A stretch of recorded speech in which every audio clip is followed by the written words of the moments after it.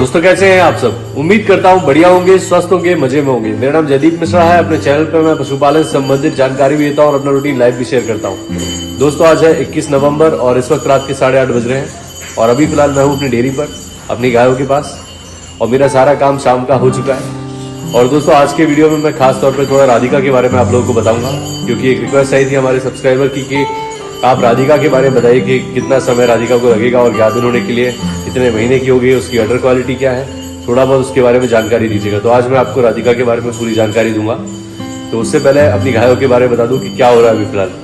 तो सानी वगैरह सब खा चुकी हैं और अभी फिलहाल खा भी रही हैं, बस बैठने का टाइम हो रहा है इनका। डेजी आराम से बैठ चुकी है और मैट आने से दोस्तों बहुत ही बढ़िया हो गया है। काफ़ी सारी चीज़ों के बारे में मैंने कल बताया था कि क्या फ़ायदे हैं और कैसा मतलब गायों के लिए कितना ज़रूरी है मैट। लेकिन एक चीज़ और मैंने अनुभव की है, वो ये कि जैसे अभी फिलहाल मेरी चारों गाय ये गाभिन है और ऐसे में इनको ज़्यादातर क्योंकि बंधी रहती है तो इनको खुजली चलती है, मतलब शरीर में खुजली टाइप की महसूस होती है। क्योंकि गाभिन पशु जैसे लाली हमारी तो अपने आप को चाटने की कोशिश करती है पीछे की तरफ, क्योंकि बच्चे की जब मूवमेंट होती है तो गुदगुदी टाइप होती है, तो वो खुद को सहलाना चाहती है। तो ऐसी कंडीशन में जब यहाँ पर मैट वगैरह नहीं थे तो ये जब सहलाने की कोशिश करती थी, अपने पीछे की तरफ मुड़ती थी तो नीचे फर्स्ट पे इसके पैर फिसलते थे, तो बढ़िया तरीके से खुद को चाट नहीं पाती थी। लेकिन जब से यहाँ पर मैट आ गए, मतलब कल से मैं देख रहा हूँ कि अब आराम से खुद को पीछे तक सहला पाती है। जब भी इसको पेट में बच्चे की हलचल महसूस होती है तो पेट को चाट पाती है। इसके पैर नहीं स्लिप होते, अगले पैर जमीन पे रहते हैं, पिछले मैट के ऊपर रहते हैं, तो आराम से खुद को सहला पाती है। तो ये भी एक बहुत अच्छा मतलब चीज़ है कि अब ये खुद को चाट पा रही है, आराम से रिलैक्स कर पा रही हैं और खुद को स्ट्रेच कर पा रही हैं, मैट के ऊपर रिलैक्स कर पा रही हैं। तो ये बढ़िया है और गाय आराम से बैठ जाती है इसके ऊपर।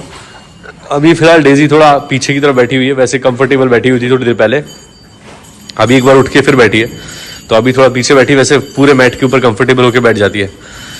और इनको थोड़ा मैंने आगे की तरफ खिसका दिया इस तरफ, पहले काफ़ी दूर तक थे तो नंदिनी ढंग से नहीं बैठ पा रही थी, तो आप थोड़ा इस तरफ को कर दिया तो नंदिनी के लिए भी जगह काफ़ी हो गई है, आराम से नंदिनी बैठ पाएगी।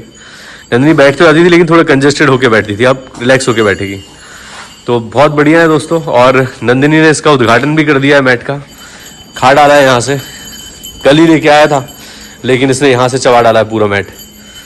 तो ये तो उपद्रव मचाने में नंबर 1 है। कोई बात नहीं, एक दिन उसने स्वाद लेके देखा होगा कि कैसा टेस्ट है, अजीब सी चीज़ मैट है तो कैसा लग रहा है इसका टेस्ट, तो उसने कर लिया ट्राई। मेरे ख्याल से अच्छा नहीं लगा, इसलिए अब दोबारा से नहीं करेगी। और लाली के लिए आज लेके आया था मेटाबोलाइट। दोस्तों अब लाली को ब्याने के लिए पूरा 1 महीना बाकी है देखा जाए तो। वैसे तो अगले महीने की 10 तारीख को इसको कंप्लीट हो जाएंगे 9 महीने कंप्लीट, फिर उसके बाद 9 महीने 9 दिन का समय होता है, तो हम मानते हैं कि दिसंबर 20 तारीख तक ये ब्याह जाएगी। तो मैं वो आखिरी के 9 दिन को काउंट नहीं करता हूँ, 9 ही महीने का कैलकुलेशन रखता हूँ। तो मैंने आज से इसको मेटाबोलाइट स्टार्ट कर दिया है, 1 डब्बा मेटाबोलाइट लेके आया हूँ।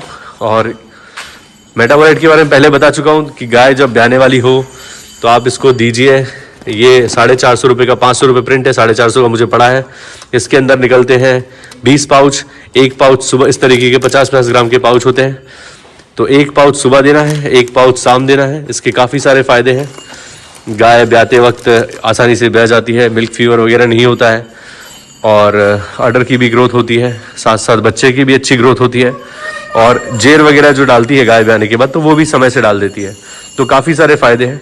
अब अगर वाइटामिन वगैरह दूं वो भी दूंगा मैं, क्योंकि नंदिनी के लिए तो देना ज़रूरी है, फर्स्ट टाइमर ब्याह रही है तो उसको अडर को जितना डेवलप कर सकें उतना करेंगे। लेकिन मैंने देखा कि ऑल ओवर सारी चीज़ों में काम करता है मेटाबोलाइट, तो मेटाबोलाइट ज़्यादा प्रेफर करता हूँ मैं। और देखेंगे अगले महीने होगा तो मैं वाइटामिन ले भी लूँगा। तो अभी ये देना स्टार्ट किया है और अब रेगुलर चलेगा, सुबह शाम 1-1 पाउच, तो अच्छा रिजल्ट आएगा इससे, आप देखिएगा कैसा होता है। और अभी फ़िलहाल सारी गाय बढ़िया है, स्वस्थ है, किसी को किसी प्रकार की समस्या नहीं है। कल थोड़ी लाइट की दिक्कत हो रही थी क्योंकि बाहर वाली लाइट नहीं जल रही थी, तो आज उसको भी पापा आए थे दोपहर में तो उन्होंने इसको फिक्स किया है।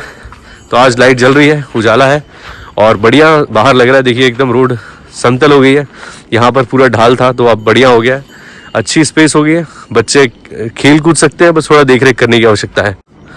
और दोस्तों साथ ही साथ गायों को धूप लगना भी बहुत ज़्यादा ज़रूरी है, क्योंकि सर्दियों का मौसम आ चुका है और ऐसे में गायों को धूप लगना बहुत ज़रूरी है। तो अब अगर दोस्तों गायों को मैं खोलता हूँ, क्योंकि अब ये रोड जो है वो पूरी तरह से ऊंची हो चुकी है, तो यहाँ अब बहुत ज़्यादा खतरा है। थोड़ा सा भी धक्का लगा, अगर दौड़ते दौड़ते फ्लो में कोई गाय थोड़ी सी भी तेज़ चलेगी तो उस तरफ गिर जाएगी। तो और काफ़ी दिनों से बनी हुई है ये ऐसे में अगर खोलूँगा तो ऑब्वियस सी बात है कि दौड़ेंगी ये बहुत ज़्यादा, तो ऐसे में रिस्क बहुत ज़्यादा है। तो अभी फ़िलहाल जब तक यहाँ पर कुछ लगा नहीं थे सेफ्टी के लिए, तब तक मैं गायों को खोलने का रिस्क नहीं लूँगा, क्योंकि इनको अभी आइडिया नहीं है। ये समतल जगह देख के बहुत दौड़ लगाएंगी और ऐसे में कोई दुर्घटना भी हो सकती है। और ऐसे में अब खोलूँगा तो धूप लगाने के लिए और कोई ऑप्शन नहीं खोले बगैर। हालांकि ये बात है कि सुबह ये जो ऊपर से खुला हुआ है ना, जब धूप कड़क होती है तो ऐसे धूप आती है, वहाँ से स्टार्ट होती है। दोपहर से धूप, पहले सुबह तो ये गेट खोल देते हैं तो यहाँ से धूप आती है थोड़ी बहुत, फिर उसके बाद जैसे ही 1:30 बजते हैं, 12-1 बजता है, तो फिर यहाँ से धूप आनी स्टार्ट होती है। तो वो पूरा एक लेज़र की तरह धूप धीरे धीरे करके बढ़ती रहती है और एक कोने तक पूरी धूप आती है। कुछ देर एक गाय के ऊपर रहेगी, फिर दूसरी के ऊपर, तो ऐसे करके मैं कल आपको होगा तो दिखाऊंगा कैसे धूप आती है। तो ये बढ़िया चीज़ है कि धूप उससे आगे से आ जाती है, तो जितना चाहिए उतना मिल जाता है गाय को। हालांकि उतनी ज़्यादा तो नहीं मिलती है, लेकिन फिर भी ये कह सकते हैं कि धूप मिल रही है थोड़ी बहुत। और अब जैसे भी है व्यवस्था उस हिसाब से काम करना पड़ेगा। तो चलिए अब राधिका के बारे में थोड़ी बात कर लेते हैं। तो दोस्तों ये है मेरी बछिया राधिका, जो कि हमारी डेजी की बछिया है। मतलब पहली बार ब्याई है डेजी, और उसका पहला बच्चा है राधिका जो आपके सामने है। और ये HF ब्रीड में है और बायफ के सीमन की बछिया है। अब इसके फादर का नाम मुझे पता नहीं है। आपको कभी भी आप किसी गाय की यही कराते हैं, कुछ भी कराते हैं, तो प्लीज़ उसका बुल नंबर नोट कर लें। अगर बुल का नाम है तो वो नोट कर लें। किस कंपनी का सीमन यूज़ किया था, किस बुल का बच्चा है, ये ज़रूर ध्यान रखें।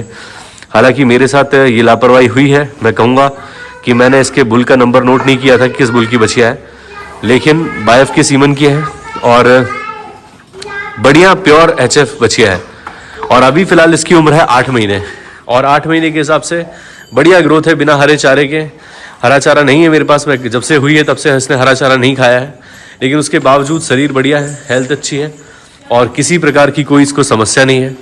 और अडर की क्वालिटी भी बहुत ही शानदार है, चारों थनों में बढ़िया गैप है, अच्छा अडर है इसका। और इस उम्र में इसका मिल्क वेन भी दिखती है, वो बहुत बढ़िया बात है। फुल एक्टिव है और अच्छे से ग्रोथ कर रही है। मेरे ख्याल से इसका भी आसपास, इसका 2 क्विंटल के आसपास का वजन होगा और लगभग 13-14 महीने के आसपास ये ग्याविन हो जाएगी, कंफर्म हो जाएगी, मुझे पूरी उम्मीद है। तो देखते हैं क्या होता है। और साथ ही साथ नैना भी हमारी जो है ये बढ़िया वेट गेन कर रही है। नैना को भी कोई किसी प्रकार की समस्या नहीं है, नैना की भी सेहत बढ़िया है, अच्छी हेल्दी दिखती है। और दोनों बच्चियों की उम्र में 1 महीने का फ़र्क है। नैना 1 महीने बड़ी है, राधिका 1 महीने छोटी है, लेकिन दोनों एक जैसी ही दिखती है। और HF जर्सी क्रॉस है हमारी नैना और प्योर HF है राधिका। तो ये दोनों मेरी बच्चियां हैं, बहुत ही शानदार, अच्छे से ग्रोथ कर रही हैं। हरे चारे के बिना भी कोशिश की है मैंने कि इनको हेल्दी रखूं, बढ़िया रखूं, अच्छे से खाए पिए हेल्दी रहे। तो बढ़िया इनकी ग्रोथ है। तो दोस्तों कैमरे का भी कुछ कंफर्म नहीं हुआ है। मैंने आपको कहा था कि मुझे कैमरा लगवाना है और लगवाना तो है ही, लेकिन उससे पहले मुझे लग रहा है कि मुझे भूसा लेना पड़ जाएगा, क्योंकि अभी फ़िलहाल मेरे पास सिर्फ थोड़ा सा भूसा बचा हुआ है। ये महीना कट जाएगा किसी तरीके से, फिर अगले महीने भूसे का खर्चा बढ़ जाएगा। तो मैं सोच रहा हूँ कि अभी फ़िलहाल 750 रुपये क्विंटल भूसे का रेट चल रहा है, तो मैं भूसा ले लेता हूँ। और कैमरे का पता किया था तो कैमरे की कॉस्ट आ रही है 2 कैमरे, एक अंदर एक बाहर, और एक DVR, और साथ में एक राउटर इंटरनेट के लिए। ये सारी चीज़ों का अगर कॉस्ट देखा जाए तो लगभग 8 से 10 हज़ार के आसपास पड़ेगा, अगर बढ़िया कैमरा लगवाता हूँ जो कि जिसकी लाइफ अच्छी हो। तो ऐसे में 10,000 रुपये के आसपास का कॉस्ट पड़ जाएगा। फिर भूसा भी लेना है, तो ये सब चीज़ें मैनेज करना थोड़ा मुश्किल हो जाएगा। तो मैं सोच रहा हूँ, और हाँ, कैमरा ऐसी जगह पर लगा हो, जैसे मान लीजिए मेरा घर यहीं नज़दीक है, या मेरे घर पर ही गाय पाल रखी है मैंने और मैंने कैमरा लगा रखा है, तो उसमें यह है कि मैं घर के अंदर से बैठा बैठा देख रहा हूँ कि भाई कोई गाय तकलीफ में है, कोई परेशान है, तो मैं तुरंत उसके पास पहुँच जाऊँगा 5 मिनट के अंदर। तो सही है। अब अगर मैं घर पर बैठा हूँ और मेरी गाय यहाँ पर है और ब्याने वाली है, कोई समस्या है, तो ऐसी कंडीशन में अगर मैं जैसे लाली की बात करूँ, अभी लाली के लिए सोच रहा था कैमरे का, तो इससे मान लीजिए लाली का रात को मैं अपने घर पहुँच गया यहाँ से, अब लाली ब्याने वाली है, रात को अचानक से ब्याने का मूड बन गया, तो अब वहाँ से मैं यहाँ भागूंगा तो ये पॉसिबल नहीं है रात को ठंड में, तो कैमरा लगा के भी मुझे भागना पड़ेगा ही। तो इससे बेहतर है कि अब हम जब लाली का ब्याने का टाइम आएगा तो यहाँ रुकने का प्रयास करेंगे। जैसे लग रहा है कि आजकल में बच्चा देगी, तो हम 2 दिन पहले से यहाँ रुकेंगे ताकि सही समय पर हम यहाँ उपलब्ध हों। और कैमरा तो लगाना ही है, हो सकता है अगले महीने लगाएं, लेकिन भूसा अभी बहुत ज़्यादा ज़रूरी है। 750 रुपये क्विंटल भूसे का रेट चल रहा है, थोड़ा सा बचा हुआ है तो लेके रख लूँगा, अगले महीने फिर रेट बढ़ सकता है। तो जो ज़रूरी है वो काम पहले करेंगे, काम सारे करने हैं, दिमाग के अंदर सारी चीज़ें हैं, लेकिन धीरे धीरे करके हम चलते रहेंगे आगे। और मैनेजमेंट इसी को कहते हैं दोस्तों, अन्यथा व्यर्थ चीज़ों में पैसा खर्चा करने से अच्छा है जो आपको ज़रूरी दिख रहा है उस पर पहले काम करें, धीरे धीरे करके अपनी सुविधा अनुसार आगे चलते रहें, काम करते रहें। और डेयरी फार्मिंग के अंदर यही बहुत ज़रूरी है कि ब्रीड अच्छी हो, फीड अच्छी हो और मैनेजमेंट अच्छा हो। अगर आपका मैनेजमेंट अच्छा है तो आप सब चीज़ें संभाल लेंगे। तो मैं मैनेजमेंट करने का प्रयास कर रहा हूँ अपने हिसाब से, आप लोग देख ही रहे हैं रेगुलर। अगर आपको लगता है कि मैं सही मैनेजमेंट कर रहा हूँ या कोई समस्या है मेरे साथ, तो आप मुझे कमेंट करके बता सकते हैं। मैं अपनी तरफ से पूरा प्रयास करता हूँ कि गायों को कोई तकलीफ किसी प्रकार की ना हो, सब कुछ बढ़िया चलता रहे। तो सब कुछ अभी फ़िलहाल भगवान की कृपा से सब कुछ बढ़िया है, अच्छा है, ऐसा ही चलता रहे। और हमारी गाय अच्छे से खा रही है। लाली से मुझे बहुत उम्मीद है। पिछले ब्यात में इसने 16 लीटर के आसपास दूध दिया था, अब दूसरे बार बच्चा देने जा रही है। तो इस बार देखते हैं क्या रिजल्ट रहता है। उम्मीद करता हूँ कि बढ़िया ही रहेगा और अच्छी सेहत है। और अब धीरे धीरे अडर में खिंचाव स्टार्ट हो जाएगा। हमने पूरे प्रिकॉशन लिए हैं ब्याने के पहले। और कभी भी दोस्तों आपकी गाय ब्याने वाली हो, जैसे अभी लाली है तो मैं इसको मेटाबोलाइट दूंगा, फिर उसके बाद लास्ट जब इसको काविंग मेटाबोलाइट दूंगा, थोड़ा बहुत हिम शक्ति भी दूंगा आधा 1 लीटर। उसके बाद जब इसको काविंग का टाइम आएगा तो 3 सीसी किसी भी कैल्शियम जेल की दूंगा। फिर उसके बाद हिमरूफ वगैरह दूंगा, कोई यूथ्रियन टॉनिक कहते हैं जैसे वो दूंगा। फिर उसके बाद मतलब ये सारी चीज़ें लगभग 4,000 के आसपास कॉस्ट हो जाएगा। 4-4,500 हज़ार रुपये का खर्चा होगा सिर्फ डिलीवरी तक, ब्याने तक। तो ये जो एक्स्ट्रा खर्चा है जो 4,500 रुपये का मैं अपनी गाय के ऊपर करूंगा, जिसको किसी प्रकार की कोई समस्या नहीं है, ये बहुत ज़्यादा ज़रूरी है। ये हम समस्या होने के पहले ही उसका उपाय करने का प्रयास कर रहे हैं कि समस्या ना हो किसी प्रकार की। और अगर हम सोचे कि गाय तो बढ़िया है, स्वस्थ है, खा पी रही है, अच्छे से ब्याह जाएगी, कोई एक्स्ट्रा खर्चा नहीं करना है किसी प्रकार का, तो फिर जब समस्या हो जाती है तो फिर कुछ हाथ में रहता नहीं हमारे करने के लिए। Precaution is better than cure. कोई समस्या हो उससे पहले ही उसकी उपाय कर लो, वो बेहतर है। तो अपनी तरफ से मैट की समस्या थी कि भाई ब्याएगी तो मैट होने चाहिए, तो वो भी हो है सॉल्व। एक एक करके चीज करते चलेंगे। और दोस्तों हमारे एक सब्सक्राइबर हैं जयदीप जी, जो कि रहने वाले मुंबई के हैं। उनके पास कुछ बछियां हैं, उन्होंने बछिया से ही काम स्टार्ट किया है। तो अभी फिलहाल उनकी 5 बछियां हीट पर आ चुकी है। और उनका सवाल था कि मैं क्या सेम सीमन यानी कि सेम बुल से 5 बछियां गाभिन करा दूं, कोई समस्या तो नहीं है? तो आप बिल्कुल करा सकते हैं। अगर उनका कोई ब्लड रिलेशन नहीं है उस बुल के साथ, उन बछियों का, अगर आपको पता है, जानकारी है कि ये जो बछिया आपके पास है किस सीमन की हैं, किस बुल की हैं, तो आप ध्यान रखिएगा कि इनब्रीडिंग ना हो। बाकी आप सीमन डला सकते हैं। तो आज का दोस्तों वीडियो मैं यहीं अंत करता हूँ।